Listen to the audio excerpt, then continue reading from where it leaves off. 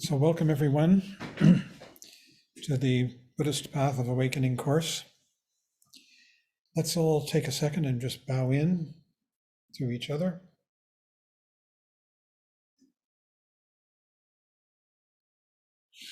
And to the Buddhas.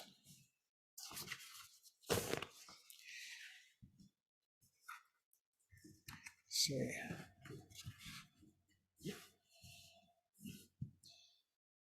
So we are working our way through the profound treasury of the ocean of Dharma, which is a 3-volume set. It's a digest of talks given by the Vidyadhara Chogyam Trungpa Rinpoche, teacher of mine and many others here, who passed away in 1987, but who for 15 years took anywhere from about 150 to 250 of his students away each year for a period of 3 months on a retreat, during which time he gave teachings. Also, there was a lot of practice, meditation practice during those retreats. And the teachings he gave were organized according to the Tibetan tradition into what are called the Hinayana, the lesser vehicle, the Mahayana, the greater vehicle, and the Vajrayana or Tantrayana, which means adamantine or tantric vehicle. These are the beginning, middle, and more advanced teachings. These teachings have been collected, these 15 years worth, and digested into these 3 volumes, which we are working our way through. We're on the 2nd volume, and we are on the teachings of Lojong, it's called. Lojong means literally mind training. Lo is mind, and Zhong means training.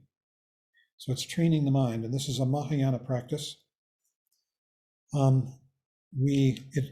These teachings were brought to Tibet by a great Indian teacher named Atisha Dipankara in the 12th century, 11th century.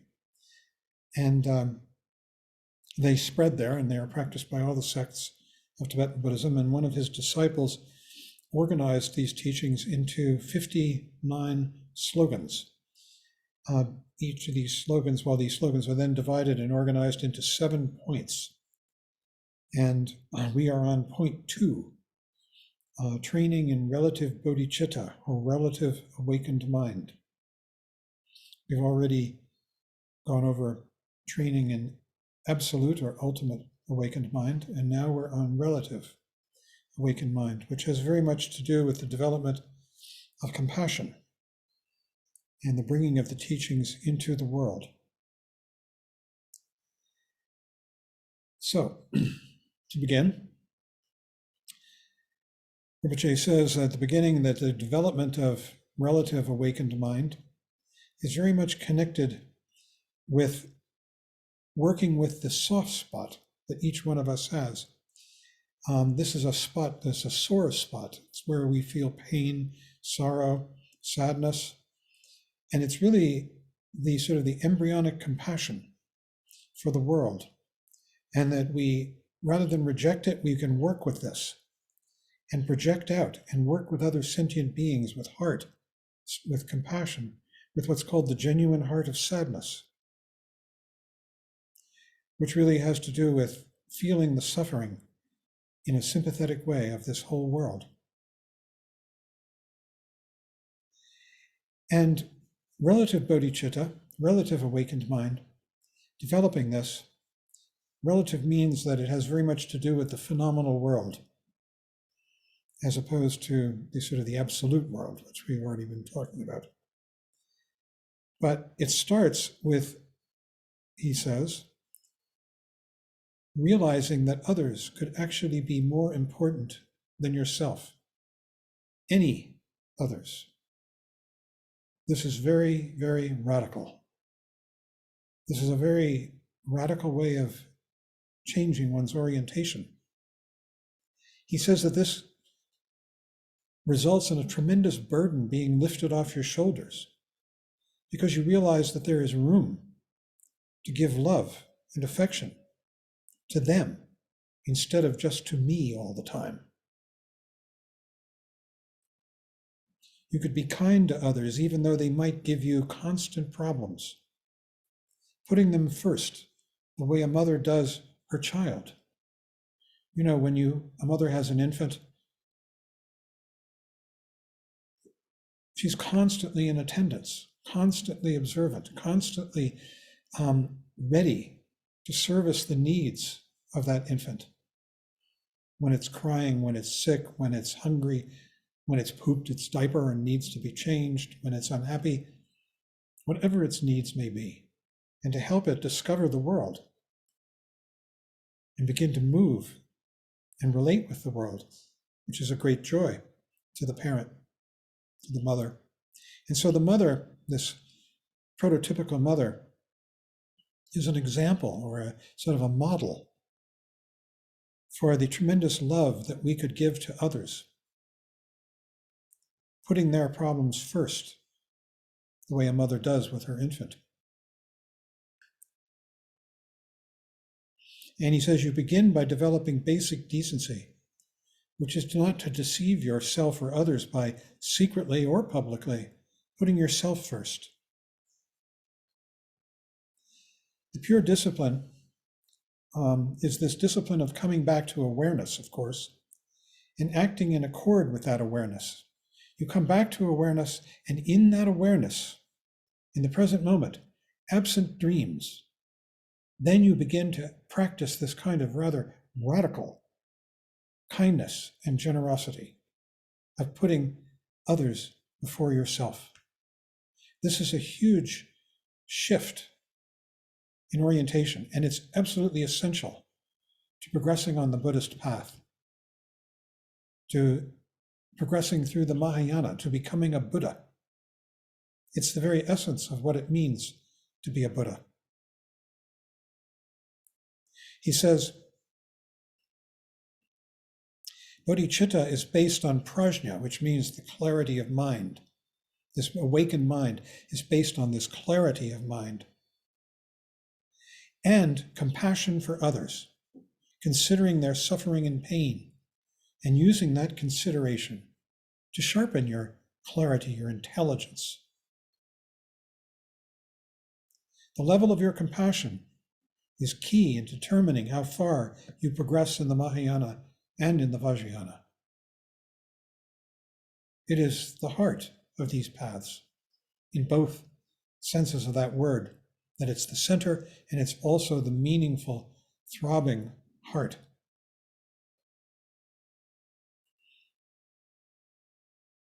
We start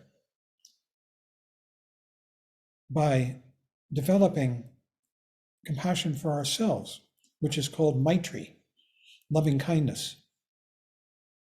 And we do that, we start doing that in our very meditation practice, by not being critical of what's going on in our minds, but instead accepting it, being aware of it with an open-heartedness, an open-mindedness, and a compassion for ourselves.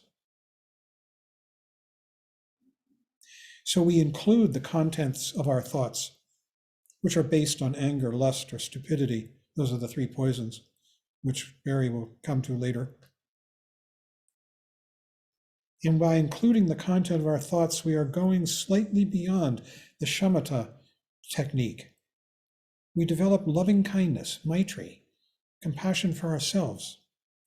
And having developed loving kindness, then we begin to switch into compassion for others. Compassion begins at home. To develop kindness for oneself is essential in order to then develop kindness for others. If one's harsh to oneself, it's very difficult to be kind to others. We're always feeling bad about ourselves, feeling that we can't extend out. But when we begin to have kindness for ourselves, for the kinds of thoughts that arise in our mind, we see them with clarity. Don't reject them. That doesn't mean you follow them or roll around in them, but you see them and accept them with a kindness. This brings us to the main practice of Lojong, which is the practice of Tonglen, sending and taking. That's what Tonglen means. Tong means to let go, Len means to take on. So sending and taking. And what we are sending to other people is happiness, kindness, ease, joy. And what we're taking from them is their sorrow, their grief, their guilt, their hypocrisy, their aggression. We take it on, we breathe it in, and we send out ease, kindness, compassion, clarity. So I want to actually guide a little bit of Tonglen practice. This can be done on the cushion, but it can also, as we're going to come to in this evening, be done in daily life, not as a formal practice, a meditation practice like we're going to do now, but in the way in which you relate to other people.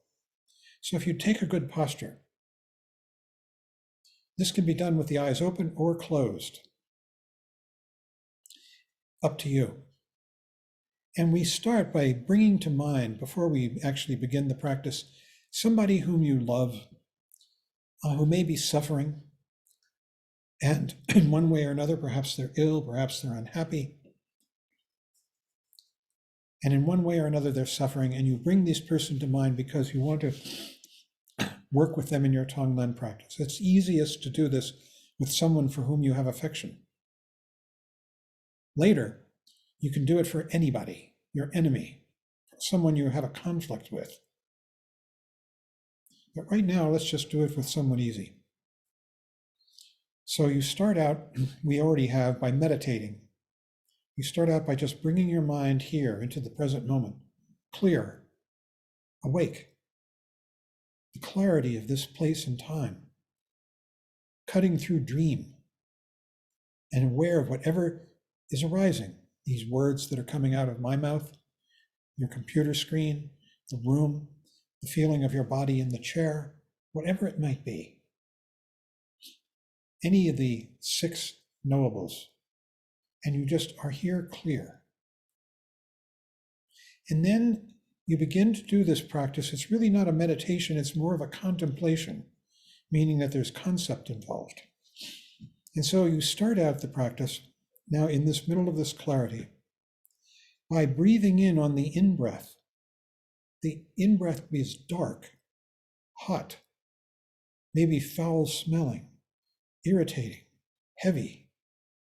And on the out-breath, you breathe out light, cool, clear, fresh, delightful. And then on the in-breath, you breathe in dark, hot, unpleasant, heavy, irritating. And on the out-breath, you send out ease, calm, clarity. And you just do that for 3 or 4 times. And then bring to mind the person that you've selected. Could be an animal, could be a human being, that is suffering. And on the in-breath, you take in their suffering. Their suffering could be physical. It could be mental. It could be a form of aggression that they're laboring under. It could be a form of feeling poverty. And you breathe that in, dark and hot. And on the out-breath, you send out light and cool, ease, comfort, delight, clarity, pleasure. So let's just do that for a minute or so.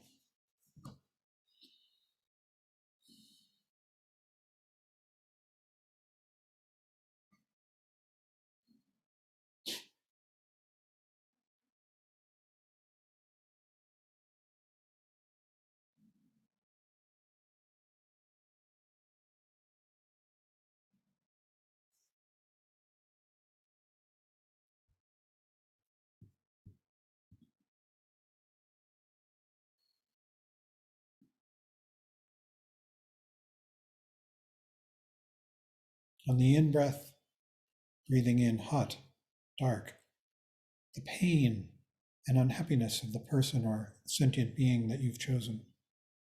And then on the out-breath, you send out to them light and cool, your own strength, clarity, confidence, ease, delight.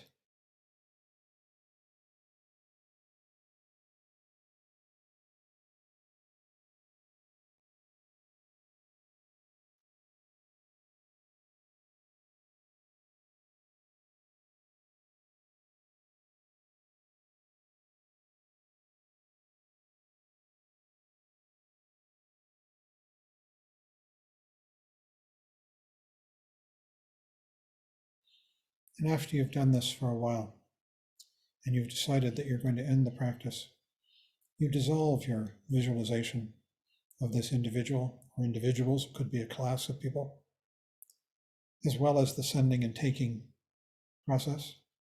You let it go, and you come back to simple, clear awareness, here and now, of the present, and relax into that.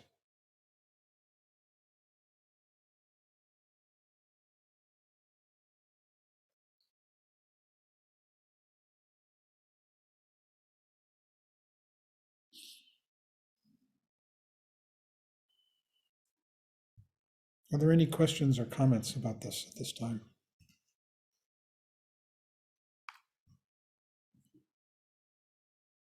Mary, if you can help me find people if they have a hand raised.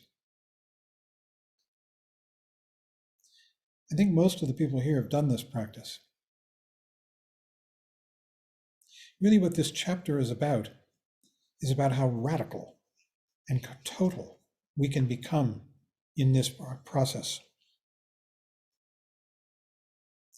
He says of exchanging oneself for others, it's central to the Mahayana outlook on reality. Without it, you can't understand Buddhism at all. Without understanding that this is a matter of putting others first, before yourself. That doesn't mean that you're going to damage yourself, but we are so often totally oriented towards our own happiness, especially in situations of conflict. And that changes. He says this is the main practice to develop relative Bhodhichitta. That means awakened mind in relating with this world. This is the main practice for doing this. Exchanging oneself for others means that you become the other, and the other becomes you. That means that you actually put yourself into their mind, understand it, feel it, be it. This means you begin to have a taste of your own innate goodness. You realize that you possess enlightened genes, enlightened mind, because you can actually do this. It's difficult, it's scary, it's challenging, especially when you're in a situation of conflict with someone. Then it's the most challenging of all. To actually give to a person with whom you are in a situation of anger, resentment, hurt, and you take on their aggression. You admit that you are the cause of this and take on responsibility for this. You breathe in their unhappiness and you send out to them release. He says with all of these practices, you have to begin by liking yourself. Then you can do things for others. That's the Maitri element. This isn't a religious practice. It's a practice of becoming a decent human being.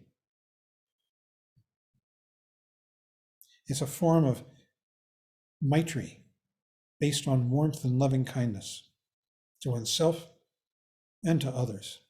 And it takes courage. It takes courage to step across that line. Perhaps you're in a situation of conflict with someone. You're having an argument. They're accusing you of whatever. And if you want to practice this, you take it on. You say, yes, it's my fault. Yes, I'm guilty. And you relieve them of you as an enemy.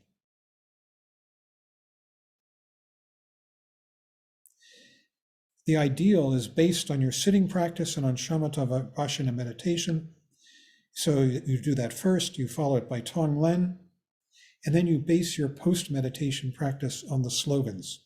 They remind us and lead us. You could practice these slogans all the time. He says that would make you a 200% good Buddhist, almost to the point of becoming a Buddha. You practice these slogans all the time.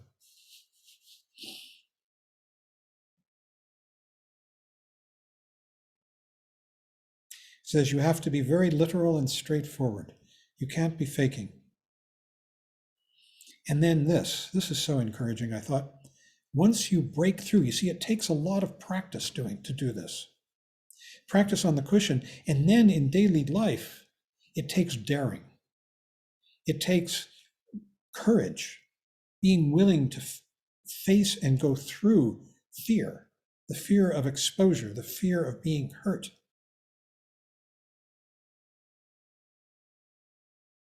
It really can be scary. And he says, but once you break through, you get it, and you realize that you have more goodness in you to breathe out, and you have more badness to breathe in, and the whole thing becomes balanced. It takes a lot of training.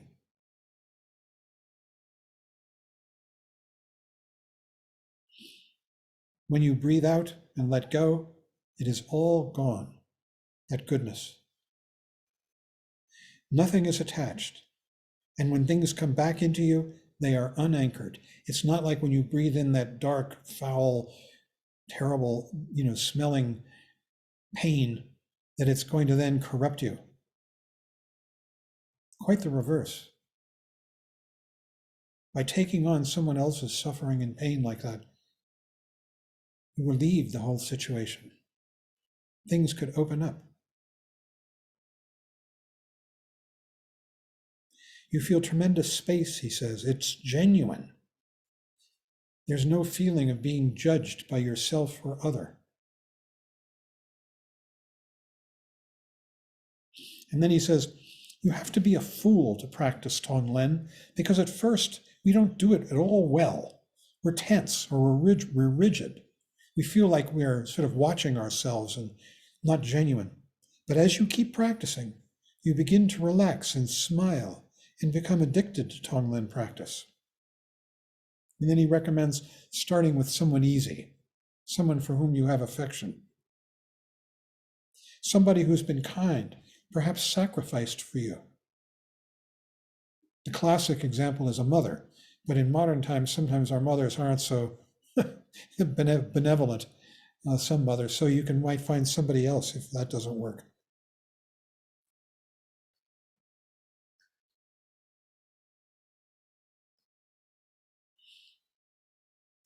Yeah. He says, when you reflect on your life, you realize there have been people who have helped you, went out of their way for you. It is very important for you to think of such occasions, not in order to develop guilt, but to realize how mean-spirited we have been at times.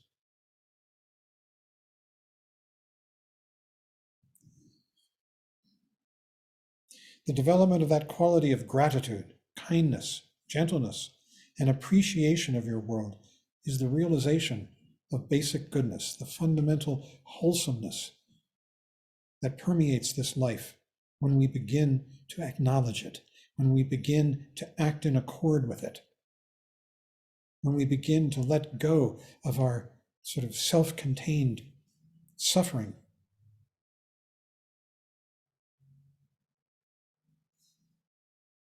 He says, reflecting on your mother, in classic terms, is the preparation for relative Bhodhichitta practice.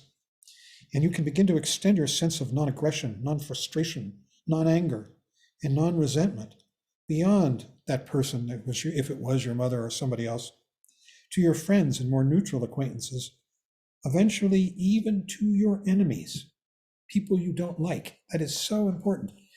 It takes tremendous courage to begin to practice this with one's enemies in a way that is genuine.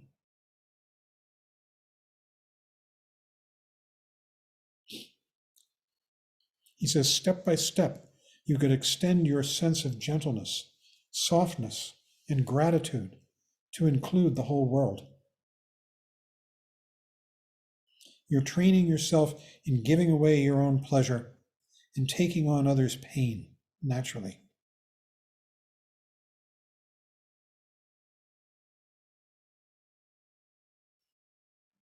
You can do this in any circumstance,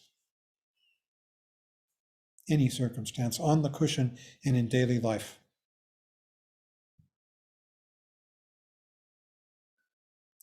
When you practice Tonglen, he says, you are letting go of yourself. You are practicing egolessness. That's what's so hard about it. But I'll tell you this, that the more we do it, we take the leap, it becomes easier. And you become, each one of us, braver. It takes courage. He says, as you go out, you are letting go of I am. You keep letting go of this.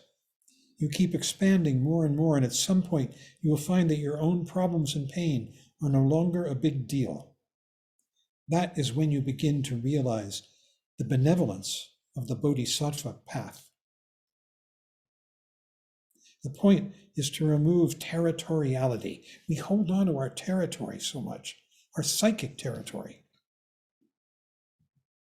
Not holding on to your goodness, not putting everything bad somewhere else, foreigners, neighbors, their dogs pooping on your property, etc., etc.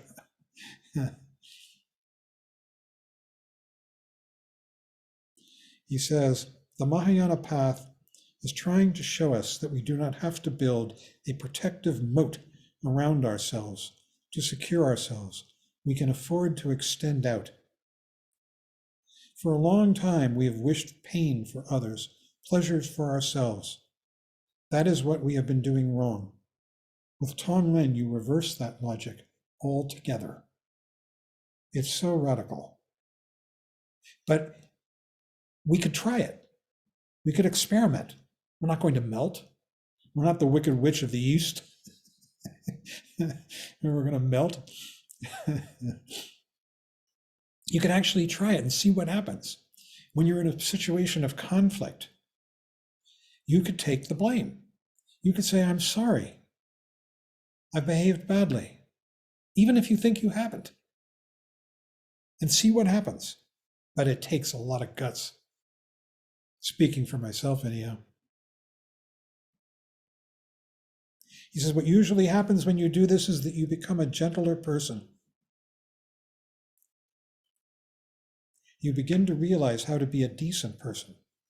That is what Tonglen is all about. So there are stages. Tonglen makes you grow up, he says, become the ultimate adult. At first, it's almost like a rehearsal. You're developing the psychological attitude of exchanging yourself with others. Then, eventually, you might be actually able to act it out, to embody it with somebody, to do it in real life, to take on their suffering, to admit in a situation of conflict, to take the blame, which is so hard.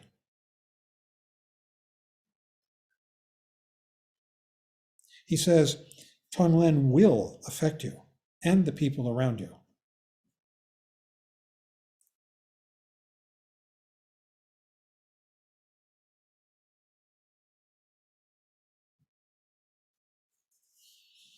And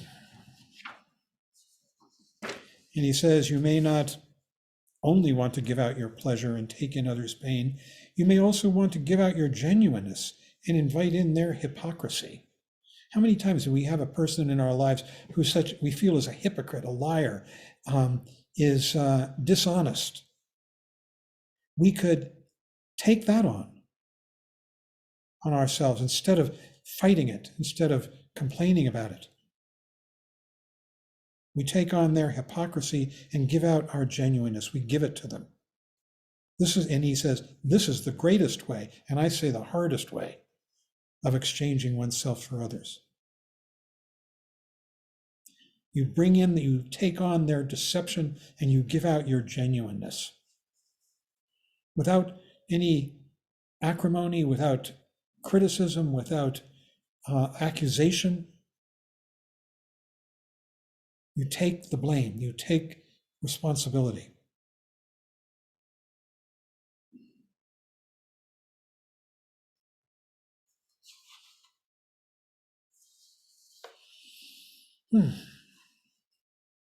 It's not exertion or higher insight that distinguishes Mahayanists from Hinayanists, but it's their skillfulness in practicing within day-to-day life. This is what this is all about. It's how we live our lives day to day, not on the meditation cushion, but off the cushion, in what is euphemistically called post-meditation, which really means bringing our sane mind, to the extent that we have it, into daily life, into our interactions with the people around us. So this practice is, you can do it on the cushion as we just did, but it becomes very action-oriented.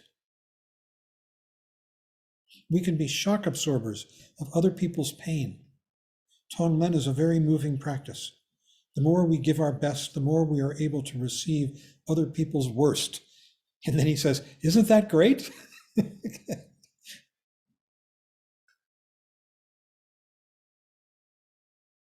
It requires, Tonglen, in this sending and taking, requires courage, humor, gallantry, but it doesn't make you into a hero. It's just natural.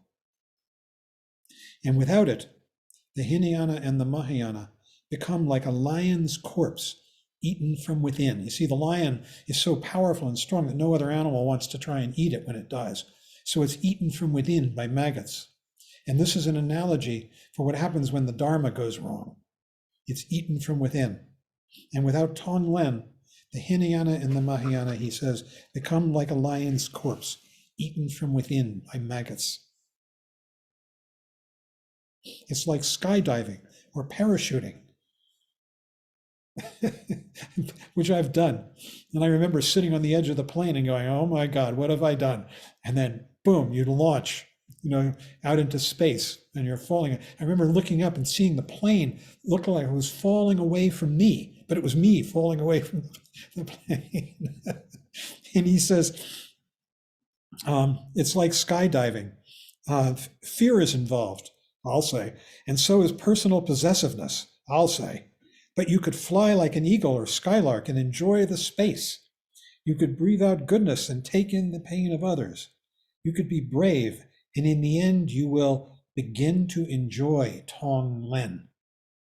Yes, you will, because it opens things up between us, especially in situations of conflict. The more conflict there is, the more opportunity there is to practice Tonglen, and the more opportunity there is for things to open in a way that you never thought they could, and perhaps they never would, without making that gesture. But it takes such courage. It's like jumping off the edge of that airplane out into space. So I'm going to stop there, and Barry's going to continue, but I want to read a poem. I'm going to see if I can find it very quickly. Just give me a second here. I think you would like this.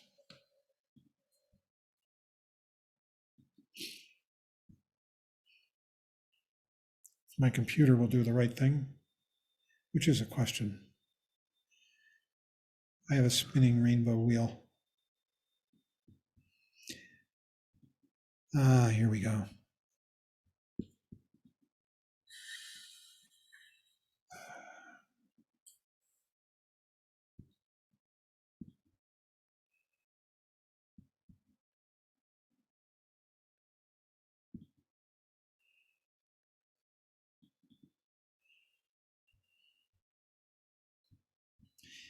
If I can't find this fast enough, I'll look for it while Barry's talking and then read it at the end.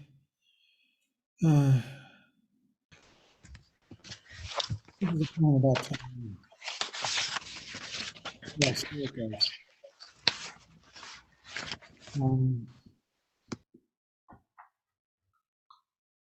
It's called the Tonglen Tango.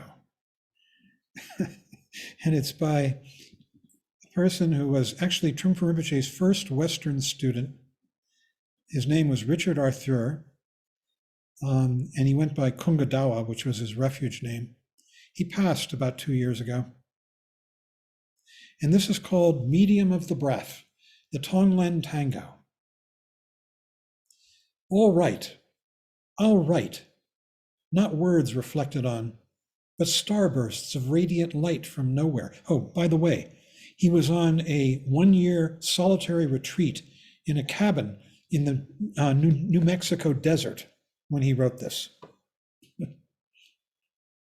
All right, I'll write, not words reflected on, but starbursts of radiant light from nowhere, the deepest inner space.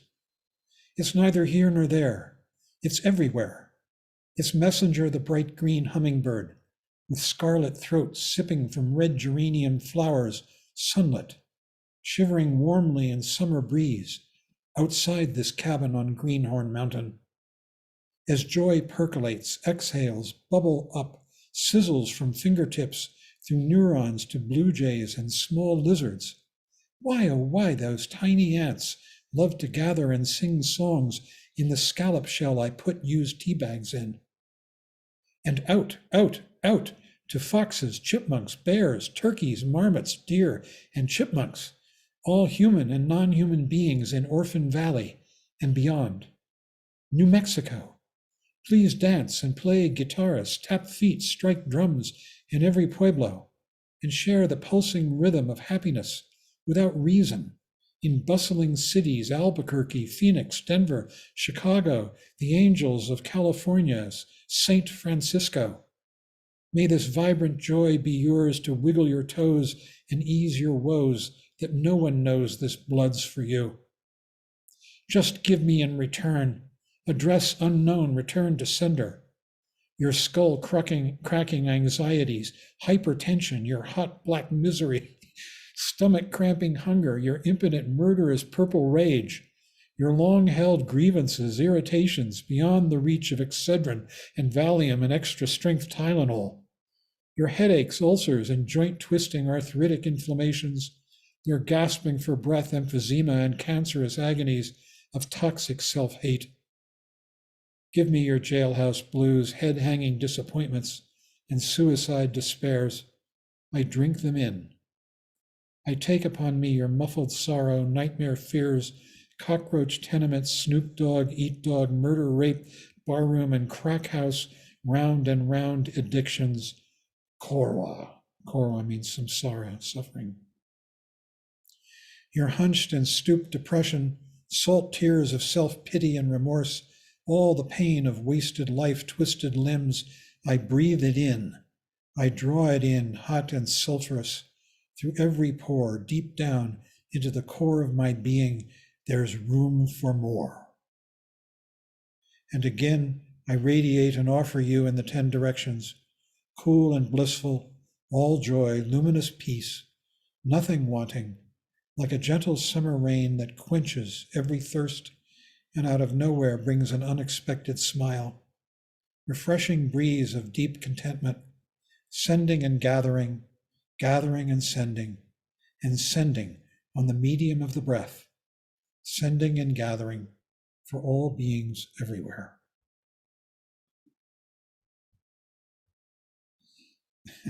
That's a pretty dramatic version of it, but of Tonglen.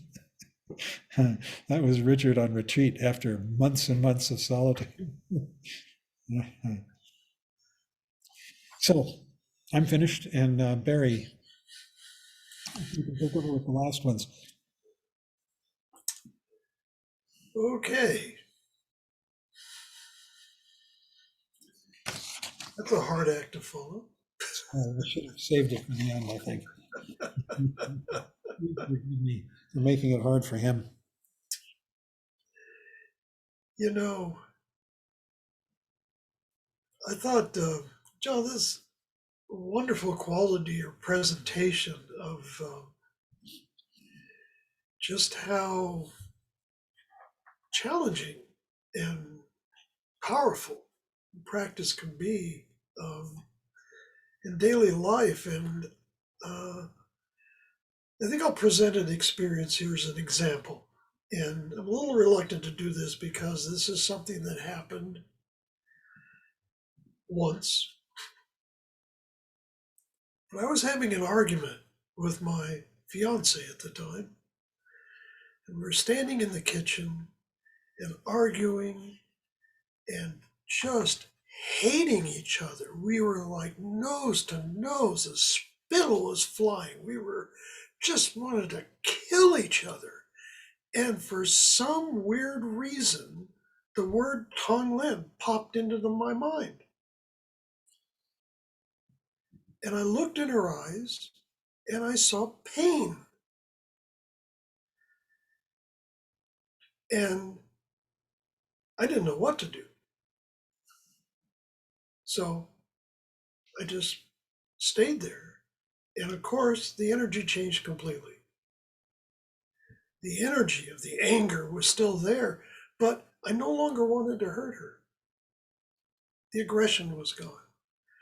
And I feel this was a real gift, that I had that experience. And the reason I present it is that these kinds of things are possible. I'm no tremendously enlightened being. So there are opportunities. Just saying. Anyway, moving on here. We have 3 slogans here.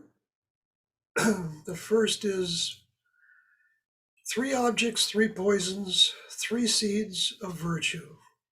Now, the 3 poisons, of course, are the kleshas that we're familiar with: passion, aggression, ignorance.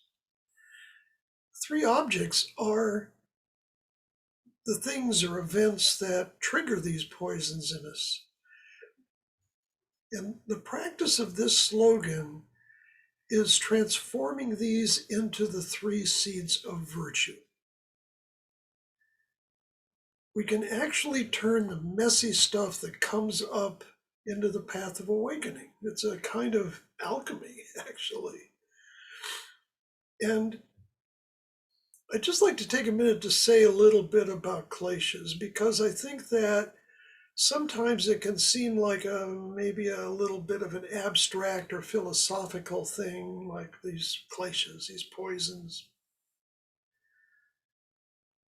But these poisons, these kleshas happen all the time. And most of the time, we don't even notice. It's just part of our experience. Pema Chodron says this: people and situations in our lives are always triggering our passion, aggression, and ignorance. And she uses this wonderful example. She talks about a cup of coffee. Now, a simple cup of coffee can trigger craving in some people. They're addicted to it. It has all kinds of associations of comfort, satisfaction, or they just can't start their day without it. While others, seeing that same cup of coffee, feel a kind of distaste or even revulsion. They may have a whole story about how bad it is for you or the way in which it's harvested, processed. And then, of course, there'll be others who will hardly notice it, or feel a kind of sense of pride in that they don't particularly care about coffee. There's a klesha. So the cup of coffee is the object. And that cup of coffee does not have passion, aggression, prejudice, or any of that. It's just an object. Everything else belongs to the person that perceives it.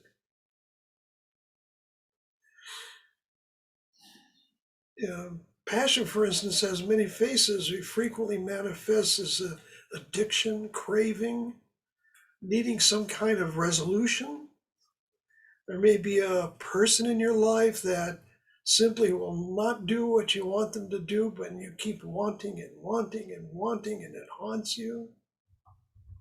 So these kleshas, poisons, are the seeds of our suffering.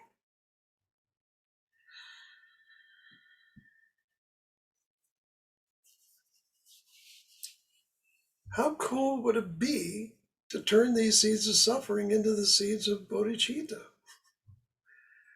And that's what this slogan is about. That when you find yourself experiencing passion or aggression, first, don't turn away. Do not regard it as bad or good or even a problem. Chogyam Rinpoche says, you should look at your passion, aggression, and ignorance, but not regard them as problems or as promise. Instead, when you are in a state of aggression, you should think, may this aggression be working base for me. May I learn to keep my aggression to myself, and may all sentient beings thereby attain freedom from this kind of aggression. So this is a kind of Tonglen in the moment. What you're doing is taking that aggression as your own, owning it. Aggression does not belong to anyone else. It's yours. And he says, with passion, we should take that neurosis unto ourselves so that our friends may be free from passion. So this is closely related to Tonglen. When anger arises, take that in. Give out compassion. He says, by holding the anger as your own, you let go of the object or intent of your anger. But without an object, you can no longer hold on to the aggression, and so the aggression falls apart. It is impossible to have an object of anger because the anger belongs to you. You see, this is the big error we make all the time, thinking that the object of our desire or anger owns that desire or anger, that they are giving it to us. If you can see that in the moment, or even later on, actually, and claim it as your own, and give back any pleasure that you may find there, any positivity, any relief.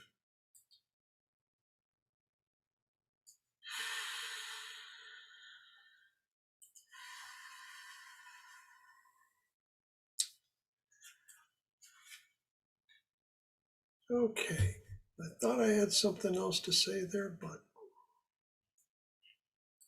wait a minute. Oh, well, yeah, and he does talk about this, that this only becomes possible when we begin to cut through our attachments,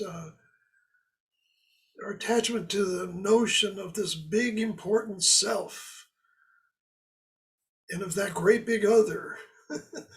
Pema Chodron says the emphasis on gentleness is the pith instruction on how to reconnect with openness and freshness in our lives, how to liberate ourselves from the small world of ego.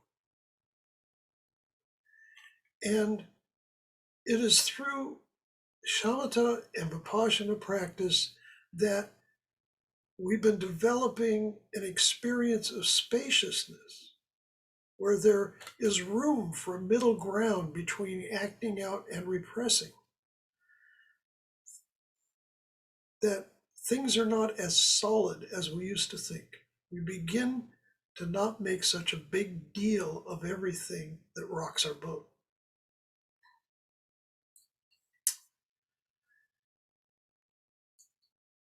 Now we have slogan number 9 in all activities, train with slogans. And John was talking about how radical this is. Rinpoche jumps right in with this. Where is it? The idea of this particular teaching is to give our blood and flesh to others. That is a very powerful thing to do. It is like saying, if you want me, take me, possess me, kidnap me, control me. And he goes on. You could cut me up into pieces or anything you want. Without your help, I would not have any way to work with my journey at all. Wow.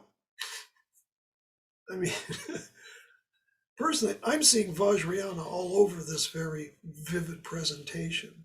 And also, this is fruitional. This is having conquered ego, the statement of a Bodhisattva. And here's Pema's commentary, actually. Where is it? Yeah, anyway, she says, recalling all these slogans. Way more. Where is it? Yeah. Recalling any of these slogans on the spot can dissolve our self-centeredness and unkindness. So, big contrast there. But actually, they're saying the same thing. Which he says, dissolving our self-centeredness. This is kind of the crux of it. And of course, another way to take this slogan would be, very straightforward. Just a reminder to become present in the moment, on the spot, to bring the slogans to mind and use them to the extent that we can. And to do that, we do have to, cut through ego. He quotes Kandapa teacher, Langri Tongpa, saying, may I receive all evils, may all virtues go to others. And I realize that all mistakes belong to me and all virtues belong to others, so I cannot really blame anybody except for myself. And Jagman Control quotes another Kadamba teacher, while all the suffering and evil of all sentient beings ripens in me, may all happiness and virtue ripen in them. So these are very kind of fierce takes on this, on the essence of Tonglen, really. Reading this, I'm reminded of the sword of Manjushri, the Bodhisattva of wisdom that cuts through our confusion.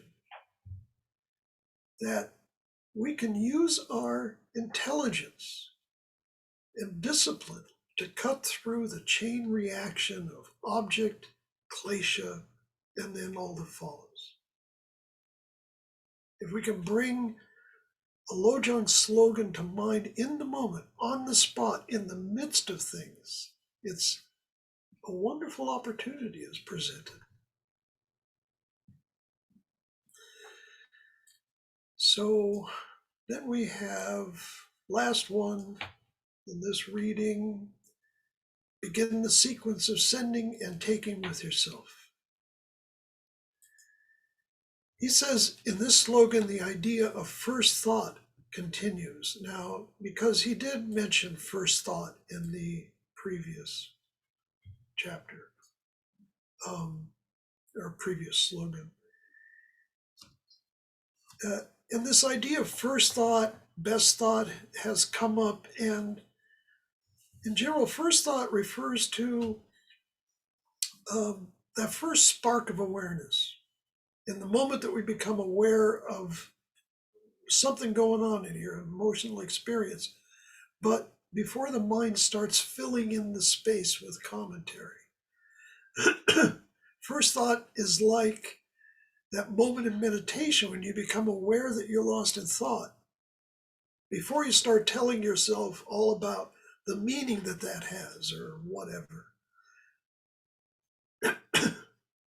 He says usually we have a feeling that this happens first and then the other happens. So the idea of this slogan is to start with this.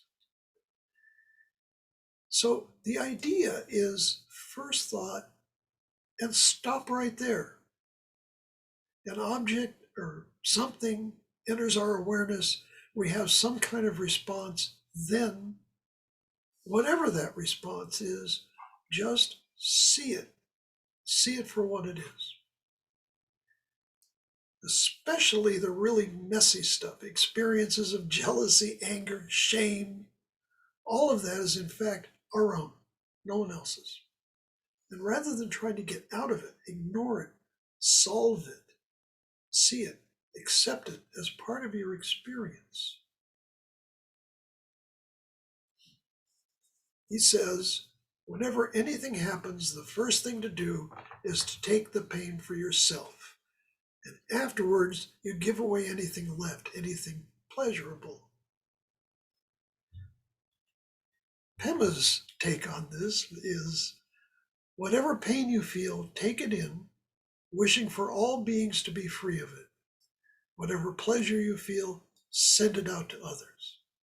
In this way, the personal problems and delights become a stepping stone for understanding the suffering and happiness of other beings.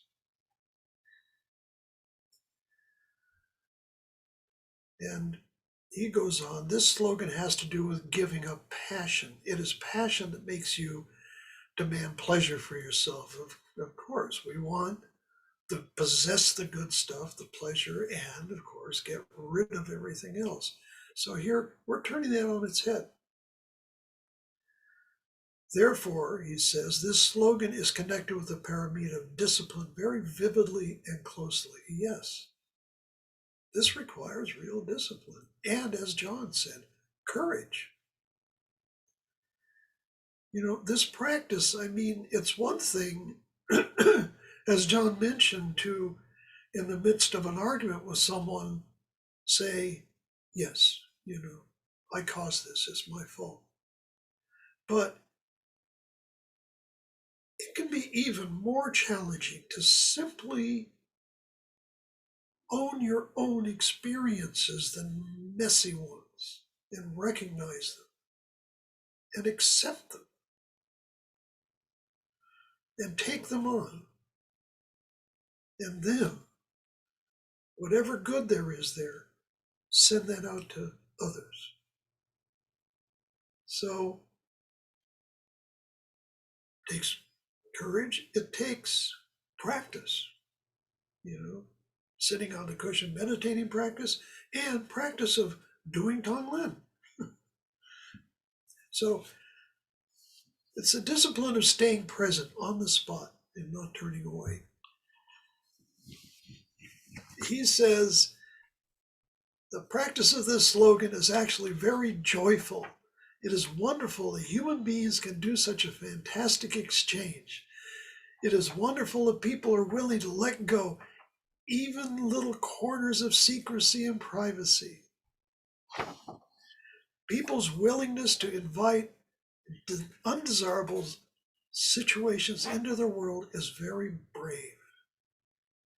And at the end of this, he says, we can certainly say that this is the world of the warrior and the Bodhisattva point of, and from the Bodhisattva point of view. And yes, it very much is.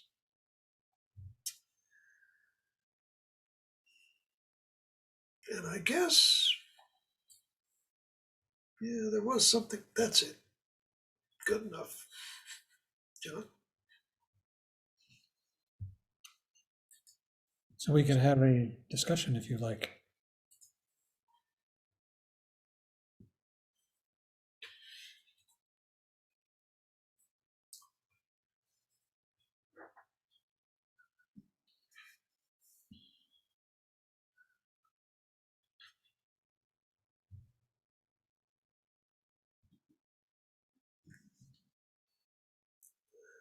Tony. Thanks, Barry. Thanks, John. You know, my other discipline says that to bring the body and the mind will follow, and I'm starting to really see that bring the mind and the body will follow. You know, one of the things that continues to come up for me while you guys have been doing your talks this evening is that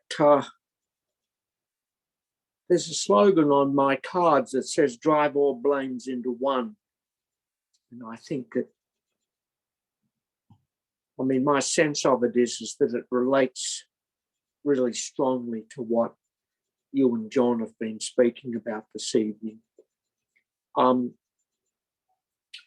My other question is that trying to understand a little bit, about a klesha. I remember going to a teaching a number of years ago about Shenpa. It was with Ziga Control. And so it seems to me that, could you speak on it? Are those things basically interchangeable, do you believe?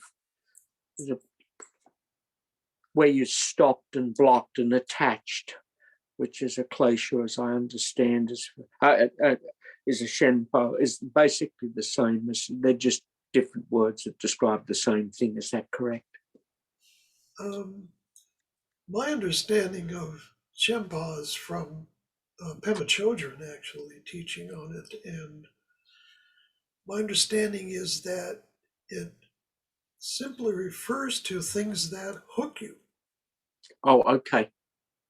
And okay. So is there something more you'd like to say on that, John? No.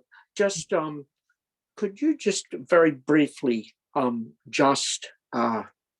wouldn't certainly ask you to define it, but could you just in one sentence just talk about klesha, what it is? Let's talk about Shenpa. Brought it up, Shenpa. Shenpa means it's like you're hooked, you're clinging. So you're in a situation of conflict, and the other person perhaps is accusing you of bad behavior. Mm-hmm. You don't feel you've behaved badly. You feel it's them, it's their aggression. And so you're pushing back. And you're hooked. You're caught in this situation of conflict. Okay. The act of Tonglen, of exchanging oneself for others, would be, you say, yes, you're right. It's my fault. It's taking that slogan, taking the blame. They're all related. Okay. And so hard to do. To the extent that you're really, the more you're involved in this conflict, like it's their fault. No, it's your fault. No, it's their fault. The more that's taking place, the harder it is to suddenly drop it and to say, okay, it is my fault. And that is the practice. It's so important in the area of recovery, John, with working with ourselves and with other people, and obviously for other earthlings and regular human beings, but it's so important. It's so hard to do. I mean, it just goes against the grain. At least it is in the beginning. And I think that it probably gets easier the more we do it, and deeper, and changes us more profoundly on the Bodhisattva path, this path of egolessness. Thank you. Thank you.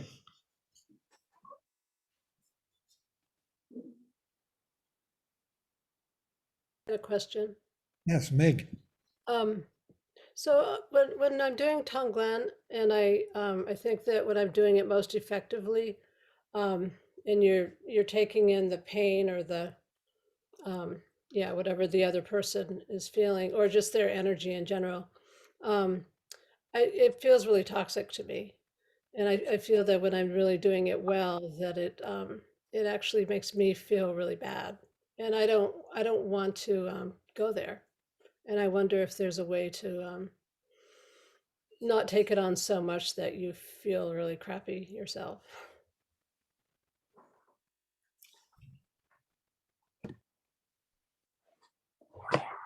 And I'll just say I feel that the most when I'm doing it for family members.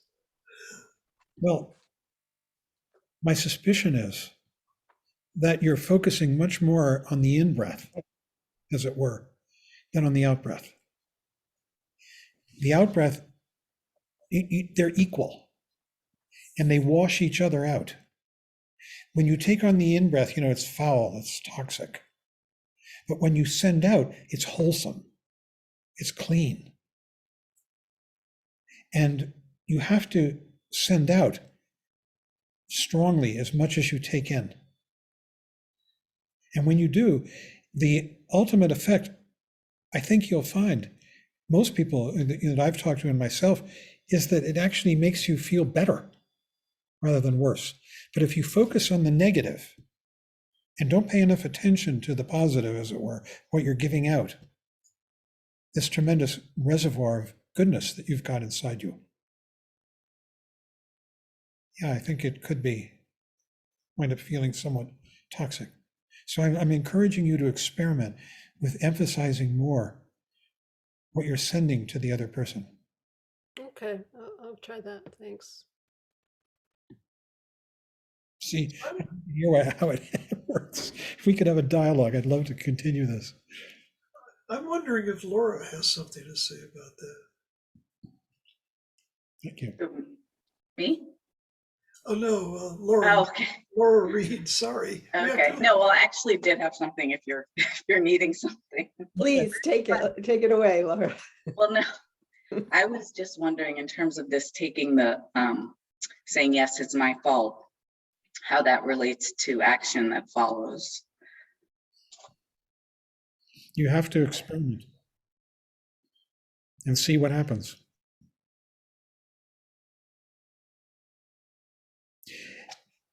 What I find is that it diffuses the conflict.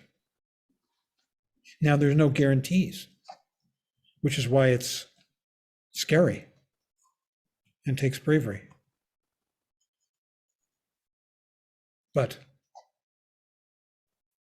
when you stop being the enemy, the other person relaxes.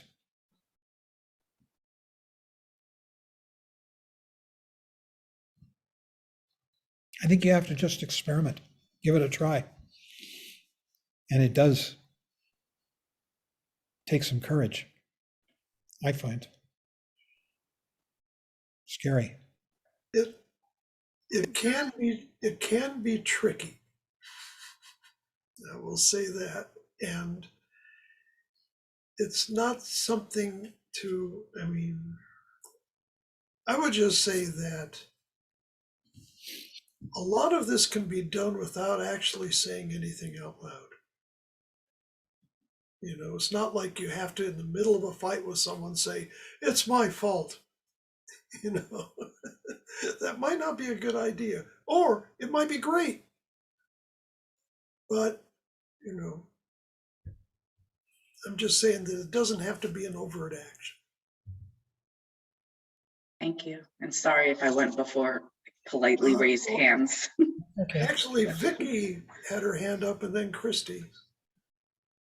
Hi, yes. I was wondering if this aligns at all with another sentiment that isn't quite as well balanced as this is, taking something in that feels bad and then letting out something good, and that they cancel each other out.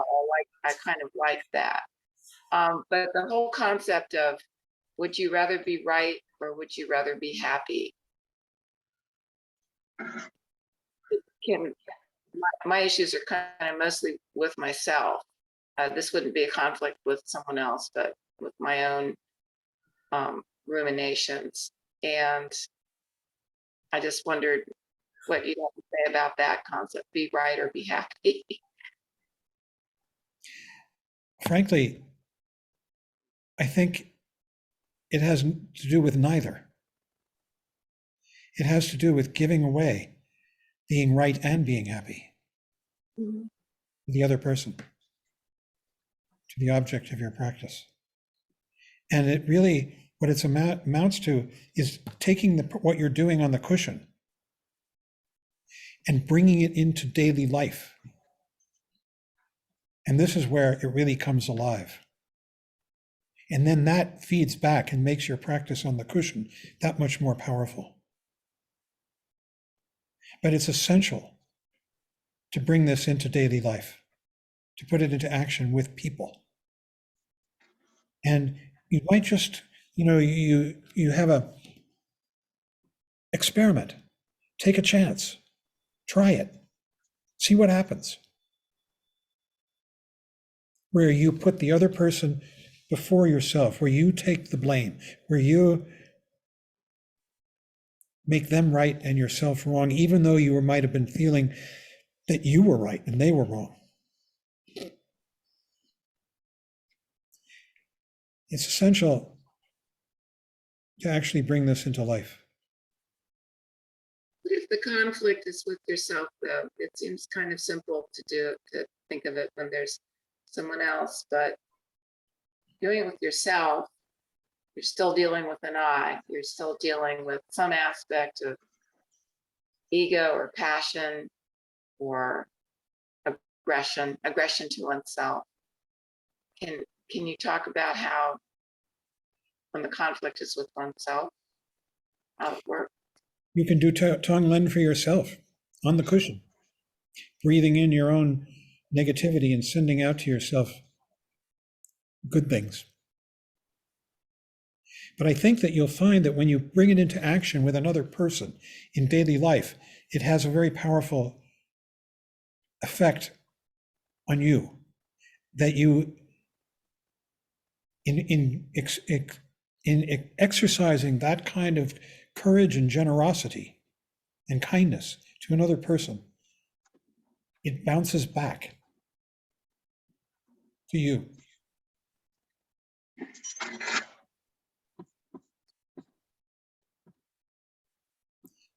Oops. I don't know if it's Mike's screen or yours, but we seem to have lost you. Well, Christy Christy, yeah. is that. Thank you, Barry and John. Those are both amazing presentations tonight. And I just wanted to share an experience that happened to me kind of recently about trying to put Tonglen into action, like right on the spot. And I have like a very storied and kind of just fretful, painful relationship with my dad. And he's been a real source. He's really the one that brought me to the path to begin with. And I'm working with that Lojong expression, be grateful to everyone. It includes him, which has been hard. But this has to do with Tonglen. Like we have these situations where I've had a tendency to kind of get ideological in the past, and so same with my father. And when we get together, it's just can be such a source of stress. And it's like both of us, he's telling me what he thinks, and I usually have a completely counter idea of what, I think should be happening. And I mean, everything just kind of goes, it's just counter to each other. And the other night we were on FaceTime with each other, and he was started into sort of this, really, it was like an ideological rant. I mean, and I was starting to kind of like queue up to like, okay, what am I going to say to counteract this? And it just occurred to me to try Tonglen, and it was scary because it was almost like performance art. Like this, it's such a pattern for us to get into this. So I just started, while he was like spewing all this out at me, I just started breathing in for him. And, just this like, and he gets really like, you can see like his body gets tense, and like his speech just starts to get kind of fired up, and, so I just sort of was breathing that in. And I mean, I was just kind of remaining silent and the funniest, I mean, it was really quite funny what happened. He just started laughing at himself. Like I wasn't, there was just nothing there. And he just would like, it was almost like he was catching himself, and he would just break into laughter. And it was so strange. It was so weird, but it was, I mean, if anything, it was just something different. And so, I mean, I guess in that way. And then I was like, okay, that's interesting. That's different. And so I just kind of kept, and then it came up again, and he was like wanting me to react. And I just sat there breathing, and it would break him into, and it probably broke him into laughter about 3 times in our conversation. And then after that, it was just like this wave that passed. Then we were just on to a subject that wasn't so loaded after that. But it was interesting. It definitely changed. If anything, it just changed up our normal, it was just something different. And that's a start. I'll tell you that. So I just wanted to share that on the spot, Tonglen. That's great. Jeremy. That's great. That's a great example. And I guess that's what I was trying to say before. Tonglen on the spot doesn't necessarily mean that you're in conflict with someone and there's blame to be taken or given, and I think that that's an example of it, that you're able to just let him have his feelings and, to actually start to take on his anxiety or whatever it is driving him. And then breathing out ease, confidence, goodness. So Dan has his hand up. Dan? Yeah, I think Philip had his hand up before me, but I'll just go quickly. In the driving all blames into one is and what Vicky was saying about would you rather be right or would you rather be happy? You could look at it as they're both common parts of the recovery program too, of 12-step programs. And instead of looking at would you rather be right or would you rather be happy, you could look at it, would you rather suffer or would you rather not suffer? Because the need to be right is only going to lead to suffering. And when your need to be right comes above and is the most important thing in your interactions with people, it's only going to lead to suffering. So dropping that need to be right is, it's not being right or about being right.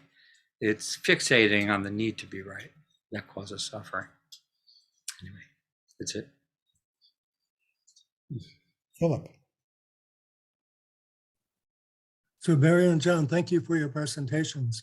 I wanted to go back to Meg's thought about the difficulty of it, and several others. Christy touched on this too, and Barry. And maybe, especially in the beginning, you want to start where it's easy. Remember the instructions talk about starting with somebody that you love. So many of the people here are parents, and it's not like this big passionate argument that you want to start in, but think of as a parent seeing a child in pain. It's really easy for the parent to absorb that pain and to radiate love and relief. And that's where you want to start. Start where it's easy. Thank you.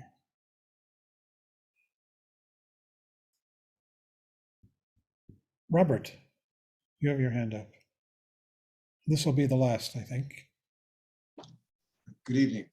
I think there's a distinction to be made, and I'd like to know what you think about it. A distinction to be made between taking the blame and being guilty.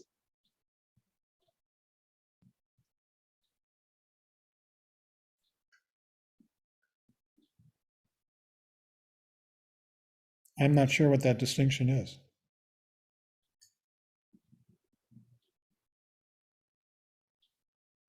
Oh, I think there's a distinction. I do also. I mean, I don't know if I'm understanding, but taking the blame means that you're just is accepting responsibility, but it's not condemning yourself. Yes. I think that's my take on it. It's a powerful place to be, as far as I can see. And being guilty is a very constrictive, lonely place to be. But taking the blame and taking it in and then letting it out is a place to end this, like the word other was used a couple of times tonight. And it's a place to come from that ends other. Yeah, Yes. it ends conflict. Other ceases to be. Yeah, guilty sounds like self-attack, Yes. and that's not what this is about. This is about exchanging yourself for others. It's kind of the opposite. It's really acceptance. Thank you. Well, I think we've reached the end, pretty much. We need to dedicate the merit, and we can continue this discussion tomorrow. I mean, these slogans are so powerful, I think, and positively, potentially transformative for each one of us, and certainly challenging. So I hope some of you will be interested in discussing it further tomorrow night.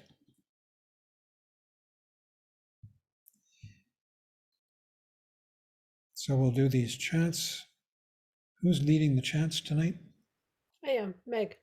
Thanks, Meg. I guess I'll do the prayer for peace, not the dedicating the offering. Okay, we'll close with a prayer for peace and then a dedication of merit.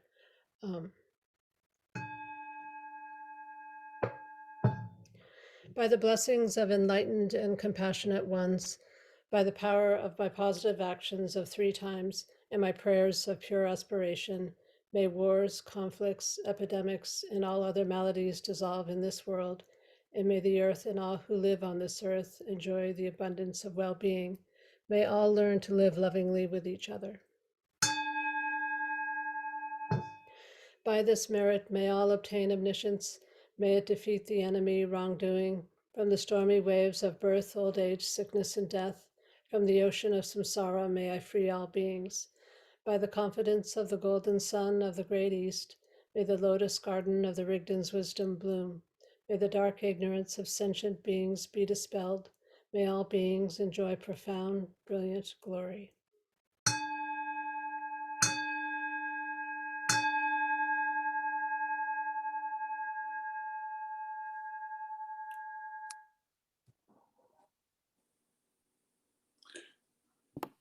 Wow. Thank you. I agree. Thank you, Meg. Everyone. Thanks, Barry. Thank you, Barry. Barry. Thank you, Really Barry. great. Thank you all so much. Meg, Barry, Aaron, and everybody. Great discussion. Thank you Yeah. all. Thank you. Right. See you tomorrow. Terrific. Terrific. Wonderful.